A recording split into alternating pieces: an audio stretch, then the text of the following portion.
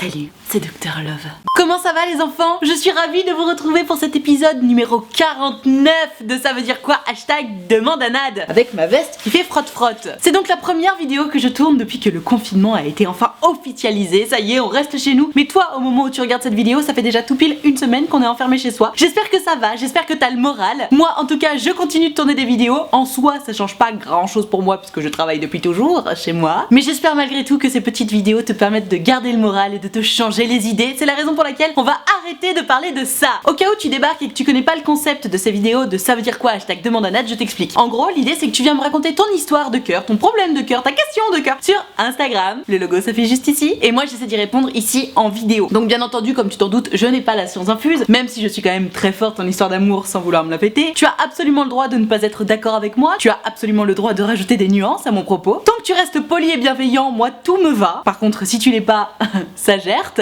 Et aussi et surtout, n'oublie pas de préciser le numéro de la question dont tu parles parce que sinon, tu comprendras rien de ce que tu racontes. Tout ceci étant dit, je pense que nous allons pouvoir démarrer. J'ai hâte de lire vos petites histoires de cette semaine. C'est parti. Ah ouais, truc de dingue, j'ai posté la story pour vous dire d'envoyer vos histoires il y a 2 heures. Le nombre de personnes qui ont réagi en 2 heures. Ah, le confinement, on est sur nos téléphones, hein les gars. Allez, on démarre avec Gertrude Bichette. Ça fait au moins 1000 fois qu'elle m'a envoyé le hashtag demande à Nad. J'avais jamais vu son histoire, donc on va la prendre tout de suite. Une histoire d'amitié, de meilleure amie un peu ambiguë. On adore. Hello Nad, je vais réécrire mon message en espérant que tu prennes le mien. Je m'appelle Gertrude. Yo Gertrude. Je crois en l'amitié fille-garçon depuis toujours. J'ai moi-même 3 meilleurs amis que je considère comme mes frères. Ouais, ok. On a un groupe d'amis en plus de ça, et avec un de mes meilleurs amis, on était très proches, tellement proches que tout le monde croyait qu'on allait finir ensemble. Ok, ça démarre bien. Au final, on a mis les choses au clair. Moi, je ne voulais pas qu'on sorte ensemble, et lui, il m'a dit la même chose. Donc c'était bien. Et il y a 10 mois, je me suis rapprochée de plus en plus de son petit frère, avec qui il n'a qu'un an d'écart. Oh putain, le pauvre, le pauvre. Et il y a 8 mois, on s'est mis ensemble. Mon meilleur ami était absolument contre cette union. Je n'ai pas trop compris pourquoi. Moi j'ai très bien compris pourquoi, ma cocotte, hein. Maintenant, 8 mois après, il me fait encore des têtes et des sales coups. Entre parenthèses, il me parle mal et il se fiche de tout. Qu'est-ce que je dois faire? Hashtag demande à Nad. Oh. Donc tu m'as écrit cette histoire le 2 décembre, ma Gertrude. Et la première fois qu'elle m'avait envoyé cette histoire, c'était le 14 mai, bichette. Donc tous celles et ceux qui me disaient, ils prennent jamais mon histoire. Gertrude, elle keep going et bam, ça y est, je prends ton histoire. Alors, écoute, j'ai envie de te dire, tu me dis qu'est-ce qui se passe, pourquoi il fait ça. Là, honnêtement, ma Gertrude, la réponse est absolument évidente. Il était amoureux de toi, ton meilleur ami. C'est juste que quand t'as mis les choses au clair, entre guillemets, avec lui, il l'a pris comme un râteau par avance, c'est-à-dire que tu lui as dit, on est juste potes, hein. Quelqu'un qui vient te voir en disant, on est juste potes, hein. Même si t'es à fond, tu vas pas dire, ah bah non, moi je suis un peu à fond sur toi, j'aimerais bien qu'on sorte ensemble. Parce que tu sens le râteau arriver et on a tous très peur du rejet, c'est normal, c'est humain. Donc évidemment que ton meilleur ami, il allait pas te dire, ah bah si, moi je suis trop à fond sur toi, viens on sort ensemble. Parce qu'il avait tout de suite compris que toi t'étais pas intéressé. Et en fait, le problème c'est que même si évidemment personne n'aurait fait le contraire de ce qu'a fait Alphonse, et ben il aurait dû te dire les choses. Parce que suite à ça, toi tu t'es dit, ok, y a pas de problème, donc je peux me taper son petit frère. Or, tu t'es mis avec son petit frère 2 mois plus tard, et bon bah ça fait 8 mois que vous êtes ensemble, ça fait 8 mois que ton meilleur ami il fait la gueule. Mais c'est normal, ma bichette. À partir du moment où tout le monde te dit, ah là là, mais c'est sûr, avec lui vous allez terminer ensemble, vous êtes trop proches. À partir du moment où t'as une complicité pareille avec une personne du sexe par lequel tu es attiré et une personne qui est attirée par ton sexe, mais évidemment qu'il y a une ambiguïté, que ce soit d'un côté ou de l'autre. Et c'est pas parce qu'il y en a pas du tout de ton côté à toi qu'il y en a pas du tout de l'autre côté. Alors, tu me diras, t'as tout fait dans l'ordre, hein, ma Gertrude, t'as rien fait de mal. T'es allé le voir en lui disant, on est d'accord qu'il y a pas d'ambiguïté. Et lui t'a dit non. Donc finalement, il a pas saisi sa chance pour te dire, si, ok, je suis à fond sur toi. Il aurait dû le faire. Et en même temps, encore une fois, à sa place, je pense pas que j'aurais eu les balls de te dire, bah si je suis à fond sur toi, alors que j'aurais déjà compris que t'allais me mettre un râteau, tu vois. Donc on le comprend, le pauvre. Et c'est là que j'en appelle un peu à ton esprit critique, tu vois. Ok, c'est vrai, tu lui as demandé, ok, tu lui as posé la question, il t'a répondu clairement, non, je suis pas à fond sur toi. Mais ayons un minimum de sens critique, les gars. C'est pas parce que quelqu'un va te dire, non, je ne suis pas amoureux ou amoureuse de toi, que cette personne n'est effectivement pas amoureux ou amoureuse de toi. Il y a un moment, il y a des signes qui trompent pas, il y a des regards qui trompent pas, des gestes qui trompent pas, des attitudes qui ne trompent pas. Et notamment quand tout ton entourage te dit, ah là là, vous allez tellement bien ensemble, c'est sûr, vous allez finir ensemble. En principe, c'est que au moins d'un des deux côtés, il y a de l'ambiguïté, tu vois. Et là, clairement, c'était le cas. Alors, est-ce que t'étais vraiment convaincu qu'il y avait rien entre vous deux et donc t'as fait ta life, ou est-ce que t'as un peu choisi de pas trop voir ce qui se passait Ça, y a que toi qui le sais, ma Gertrude. Mais ce qui est sûr, c'est que ton meilleur ami il souffre. Il voit que t'es en couple avec son frère. En plus, c'est le pire du pire, tu vois. Tu serais en couple avec un de ses potes ou quoi que ce soit, j'en sais rien. Ça irait. Mais là, t'es en couple avec son frère. C'est-à-dire qu'il te voit à la maison et t'y vas pas pour le voir lui, t'y vas pour voir son frère. Tu tapes son frère. Enfin, c'est super dur, tu vois. Et même de la part de son frère, d'ailleurs, franchement, ça doit être haute trahison pour lui, le pauvre. Tu me dis, ouais, je sais pas quoi faire et tout. Il me fait des sales coups, il me fait la tête. Honnêtement, je pense que tu devrais avoir une conversation avec lui. Bon, évidemment, il est pas question non plus de te séparer de ton mec parce que ton meilleur ami a les boules. Mais il faut que t'en parles avec lui, c'est sûr. Il a une souffrance au fond de lui qu'il refuse d'admettre, qu'il refuse d'assumer devant tout le monde parce que c'est trop la honte. Il était à fond sur toi, tu voulais pas de lui. En plus, tu te tapes son frère. Donc ça veut dire qu'il est amoureux de la meuf de son frère.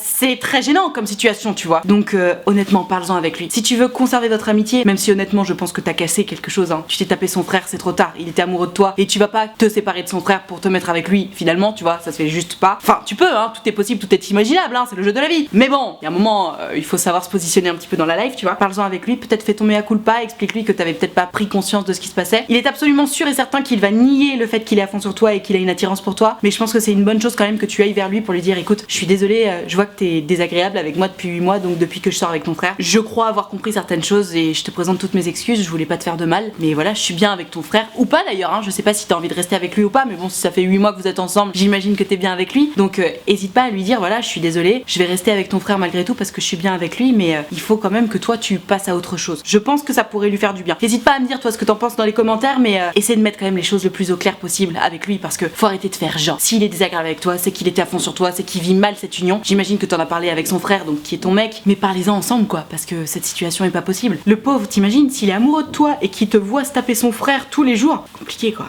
compliqué. Parlez.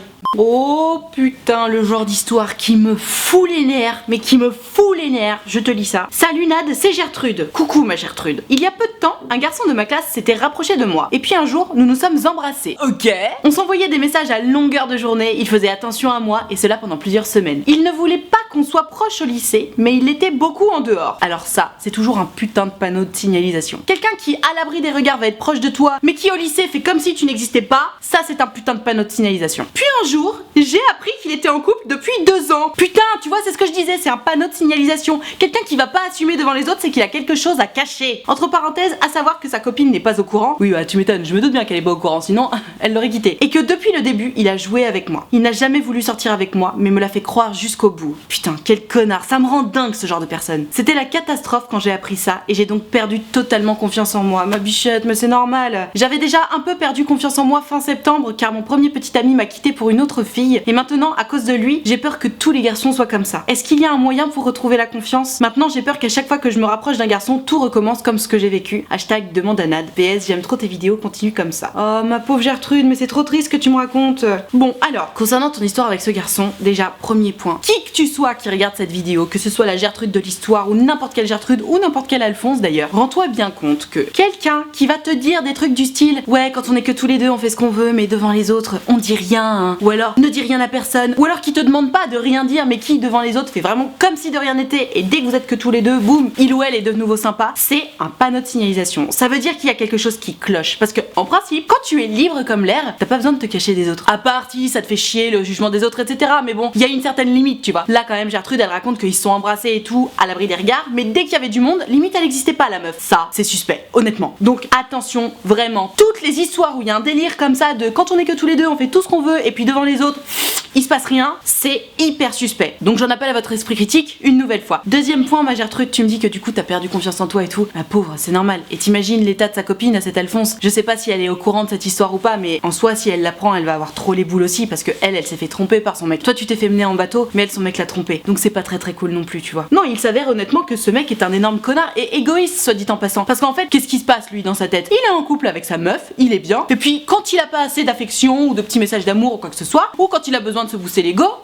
il vient vers toi, il t'envoie des petits messages, éventuellement il t'embrasse, et puis voilà, ni vu ni connu, personne n'est au courant, il continue sa life tranquillement, impunément. Ça me rend dingue, ça me rend dingue. Donc ma Gertrude, tu me dis comment faire pour reprendre confiance en moi? Il faut déjà évidemment que tu te rendes compte que tous les garçons sont pas des connards comme cet Alphonse. Des connards, il y en a partout, que ce soit des meufs, des garçons ou autres, des connards, il y en a partout. Il y aura toujours des gens qui sont hyper égoïstes, des gens qui pensent qu'à leur gueule et qui vont pas hésiter à tromper leur meuf, à tromper leur mec, à mener les gens en bateau pour leur petit intérêt personnel parce que eux ça va leur faire du bien. C'est comme le coronavirus. Il y a des connards qui continuent de sortir et de se faire la bise. Tu sais pas pourquoi, c'est des gros débiles, mais ils continuent de sortir. Bah là c'est pareil, il y a des gens qui continuent de ne penser qu'à leur gueule. Heureusement, tout le monde n'est pas comme ça. Il y a des gens qui pensent aux autres, il y a des gens qui ont une morale et qui se comportent bien, Dieu merci. Donc il faut que tu comprennes ça, ma Gertrude. Tous les mecs ne sont pas des connards comme ce mec là qui s'est foutu de ta gueule. Bon, après tu me dis que ton ex-petite amie t'avait quitté pour une autre fille, ça arrive malheureusement. Il t'a pas manqué de respect, enfin j'ose espérer. De ce que tu me racontes, ton ex t'a pas trompé, il t'a juste quitté pour une autre fille. Bon, bah, c'est vrai que c'est très difficile à encaisser, mais voilà, ça arrive.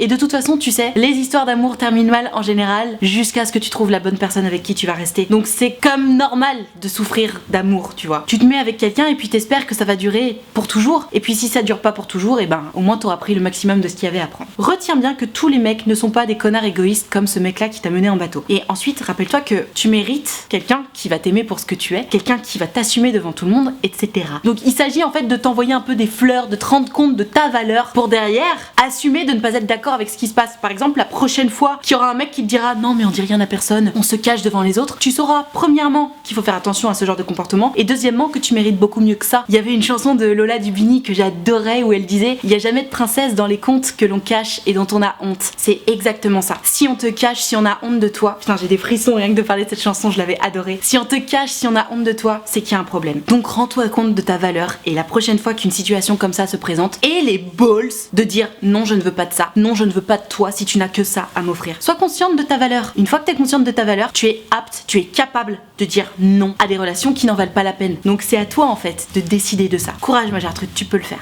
Allez, on enchaîne avec Gertrude Bichette, elle enchaîne les râteaux, c'est très difficile à vivre pour elle, je te lis son histoire immédiatement. Salut Nad, peux-tu mettre mon histoire en anonyme s'il te plaît? Mais bien sûr ma Gertrude, aucun problème. Alors, c'est assez simple, je me suis pris énormément de râteaux, tous plus violents les uns que les autres, et j'en suis arrivée à un point où je désespère fortement de trouver quelqu'un. Je comprends, c'est pas facile. Tout le monde n'arrête pas de me répéter d'arrêter de chercher. Alors c'est ce que j'ai fait, mais c'est pas évident. Le dernier râteau qu'on m'a mis a été le coup de grâce, car je me suis vachement remise en question après, à me poser des questions du style, est-ce que je suis assez belle? Si ce garçon ne veut pas de moi, alors ça veut dire qu'aucun autre ne voudra de moi, etc. Donc j'aimerais énormément avoir de tes précieux conseils sur ma situation. Merci d'avance, j'adore tes vidéos.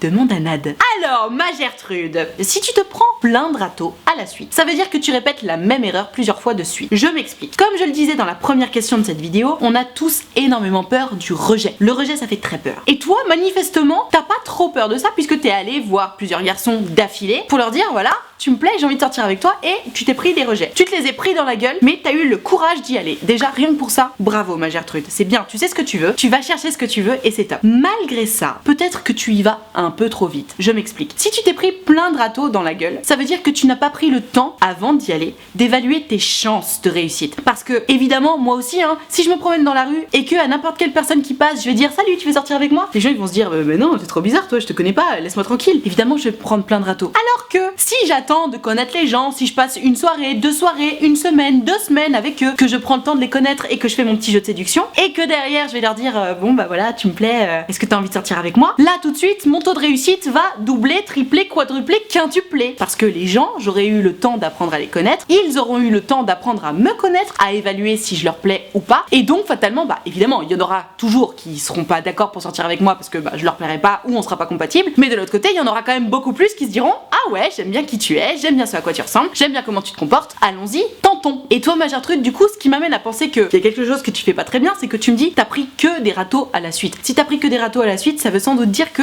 soit t'y vas beaucoup trop vite, soit tu te fais énormément de films dans ta tête. Du style, j'en sais rien, t'as croisé son regard et puis là tu te dis oh, il m'a regardé, ça veut forcément dire qu'il est à fond sur moi. Tu sais, il y a des gens qui surinterprètent un peu les comportements des autres et qui du coup se disent oh là là, mais c'est sûr, il est à fond sur moi, t'as vu, il m'a regardé 3 fois aujourd'hui. Alors qu'en fait non, c'était juste un hasard. Donc est-ce que c'est ça ton problème ma Gertrude? Peut-être. Deuxième point, tu me dis est-ce que je suis assez belle? Si ce garçon veut pas de moi, alors ça veut dire que personne d'autre ne voudra de moi. Qu'est-ce que c'est que cette phrase? C'est surtout la deuxième phrase qui m'interpelle. Si ce mec-là ne veut pas de moi, ça veut dire que personne ne voudra de moi. Ça veut dire que ce mec-là, littéralement, tu considères que t'es largement au-dessus de lui, qu'il est largement en dessous des autres, et que du coup, finalement, tu lui fais une fleur en voulant sortir avec lui, et que si même lui refuse, ça veut dire que personne d'autre voudra de toi. C'est dur, ce que tu dis. Ça veut dire que t'es un peu dans le jugement par rapport aux autres. Calm down sur le jugement. On est tous égaux. C'est pas parce que tu estimes que tel ou tel mec est plus beau ou moins beau que les autres que c'est effectivement le cas, et surtout, personne ne vaut mieux que les autres, et personne ne vaut moins bien non plus. Donc c'est pas parce que tel garçon ne veut pas de toi que personne d'autre ne voudra de toi. C'est juste que s'il y a un mec qui n'a pas voulu de toi, Gertrude, c'est soit que tu y allais beaucoup trop vite, beaucoup trop fort, et il s'est dit waouh waouh waouh, c'est quoi son délire à celle-là. Peut-être aussi que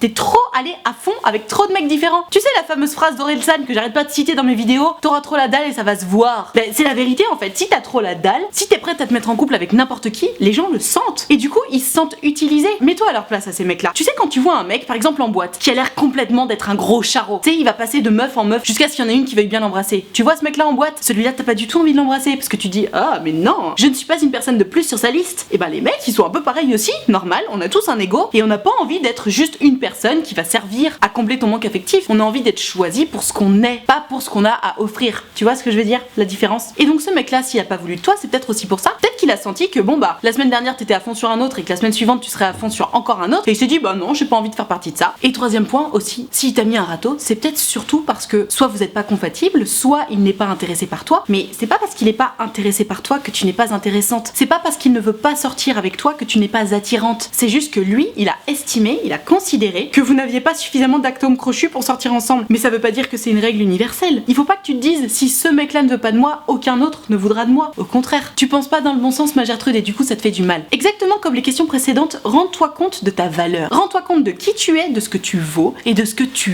veux. Ça sert à rien de te jeter comme ça éperdument sur un garçon dont tu sais que tu vas pas rester longtemps avec lui juste parce que t'as un manque affectif à combler. Je sais, c'est dur les manques affectifs. C'est long, c'est pesant, on se sent seul, c'est horrible. Mais ma Gertrude, c'est pas parce que tu te jettes sur le premier mec venu que tu vas pouvoir combler ton manque affectif. Le manque affectif, ça se comble pas de façon quantitative. Ça se comble de façon qualitative. Tu peux coucher avec tous les mecs du monde, tu peux faire des bisous, des câlins à tous les mecs du monde. Si toi, tu te sens pas bien avec cette personne-là, ça ne va pas combler ton manque affectif. D'où l'intérêt d'attendre de trouver la personne avec qui tu vas avoir vraiment des atomes crochus. La personne avec qui tu vas vraiment t'entendre, avec qui tu vas avoir une complicité, pour qui, quand tu vas la voir, ta poitrine va se serrer en te disant ah là là, qu'est-ce que j'adore ce mec. Tu vois, c'est ça qu'il faut que t'attendes de ressentir avant d'aller essayer de sortir avec quelqu'un. Et dernier point, si tu te prends des râteaux, c'est peut-être la façon dont tu le demandes aussi qui est un peu bizarre. Personnellement, dans mes vidéos, j'arrête pas de dire aux gens arrêtez d'aller voir les gens en disant coucou, tu veux sortir avec moi? C'est trop gênant en fait, c'est trop gênant. Si tu veux sortir avec quelqu'un, essaie de faire en sorte que la situation se présente. Essaie de faire en sorte qu'en soirée, vous vous retrouviez que tous les deux et que vous vous chamailliez et que vos lèvres se rapprochent, j'en sais rien. Mais va pas dire alors tu veux sortir avec moi? Oui, d'accord, ou alors non, pas d'accord. Même si le mec il te dit ouais, je veux bien sortir avec toi, vous faites quoi? Bon bah ça y est, vous faites un bisou. C'est naze, c'est pas romantique, tu vois. Et puis surtout, tu risques moins de te prendre un râteau parce que si la situation arrive, c'est-à-dire que si vos visages se retrouvent comme ça, en principe ça veut dire que lui aussi il est d'accord. Alors que si la situation ne se présente pas, bah ça veut dire qu'il était pas d'accord, tu vois. Comme ça en plus tu te prendras même plus de râteau. Mais en tout cas ma Gertrude, ouais, prends plus ton temps, choisis mieux tes cibles et garde confiance en toi. C'est pas parce que tu t'es pris des râteaux que tu n'es pas attirante, que tu n'es pas jolie, que tu n'es pas intéressante ou que tu n'es pas digne d'être aimée. Au contraire. Mais prends plus ton temps, choisis mieux tes cibles et tu verras, j'en suis sûre, tout va mieux rouler pour toi. Oulala, sujet sensible, je te lis ça tout de suite. Coucou Nad, moi c'est Gertrude. Yo Gertrude, tu es chou. Merci beaucoup. Je suis en terminale et j'ai un prof qui a 10 ans de plus que moi. Il s'entend très bien avec ses élèves et notamment quelques-uns en particulier, ses élèves préférés. On s'est ajouté sur les réseaux sociaux et des fois on parle de n'importe quoi. C'est bizarre mais plutôt cool et il est même d'accord pour garder contact après le lycée. Ok, bon, jusque là pourquoi pas. Je trouve cette situation bizarre, je me dis que ce n'est pas possible. Ça peut paraître étrange mais je suis perdue. Je ne sais même pas si j'ai un petit crush pour lui. Qu'en penses-tu? Demande à Nad. Alors, ma Gertrude, que les choses soient très claires. À partir du moment où c'est ton professeur, il est absolument illégal qu'il se passe quoi que ce soit entre vous. Notamment si tu es en terminale, t'es censé avoir plus ou moins 17 ans, donc ça veut dire que t'es encore mineur. Donc c'est absolument illégal, ma chérie. T'as 17 ans, il en a 27 ou 28, donc no way. Moi, honnêtement, le fait qu'un prof garde contact avec ses élèves, notamment sur les réseaux sociaux, ça m'étonne pas du tout parce que je me souviens que quand j'étais même au collège ou au lycée, il y avait des profs qui faisaient ça aussi. C'était pas tout le temps, tu vois, mais bon, c'était aussi une autre époque. Maintenant, ça me surprend pas du tout. Je trouve ça plus ou moins normal que tu t'entendes bien avec tes profs. Alors bon, t'es peut-être pas obligé de les avoir sur Instagram et de voir leurs stories non plus, mais ça me choque pas qu'il y ait des profs qui discutent avec leurs élèves, tant que ça reste évidemment platonique, hein, n'est-ce pas? Qu'on ne rentre pas dans l'ambiguïté, etc.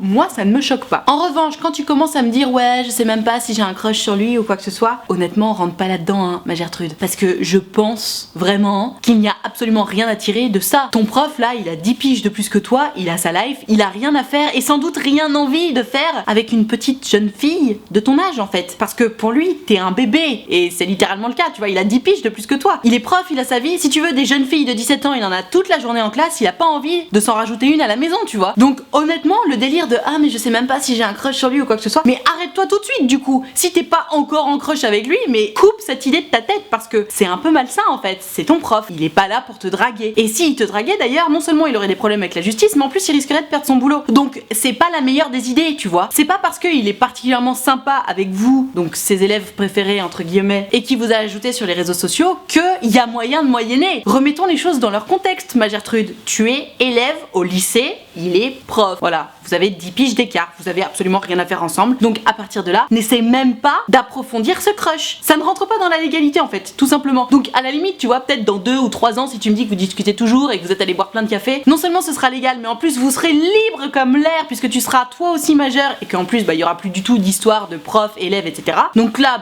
tu pourrais y aller à fond, mais pour l'instant en fait juste t'es en terminale, t'es mineur, c'est illégal, il reste de perdre son boulot. Tu oublies cette idée. D'autant plus que, sans vouloir être vexante ou quoi que ce soit, s'il ajoutait plein d'élèves différents, je ne pense pas que ce soit pour se les taper toutes une à une ou un à un, tu vois. Donc, remets les pieds sur terre, ma Gertrude. Je sais que t'as 17 ans, que t'as les hormones on fire, et que tu rêves de trouver l'amour et qu'un homme de 10 ans de plus que toi, c'est wouh, un peu intéressant, mais vraiment remets les pieds sur terre, ma belle, parce que non, ça ne se fait pas. On sort pas avec son prof et encore moins avec son prof de lycée. D'accord? Voilà, sur cette bonne parole, je vais m'arrêter là pour ce Ça veut dire quoi hashtag Demande à Nad numéro 49. J'espère que cette vidéo t'a plu, qu'elle t'a appris des choses, qu'elle t'a diverti, surtout en ces temps. Si c'est le cas, pose-moi le pouce bleu, s'il te plaît. Tu cliques sur le pouce bleu, ça me fera drôlement plaisir. Et puis surtout, c'est important pour moi. Ça me permet de savoir que t'as aimé mon travail et puis ça me motive pour continuer à faire des vidéos. Donc tu cliques sur le pouce bleu, tu cliques sur s'abonner aussi. Et puis surtout, tu cliques sur la cloche. Comme ça, tu seras abonné à ma chaîne YouTube et tu louperas aucune de mes vidéos. Et ça me fait un gros plaisir, toi-même tu sais. Si tu veux pouvoir participer aux prochaines vidéos, c'est sur Instagram que ça se passe. Donc le logo est juste ici,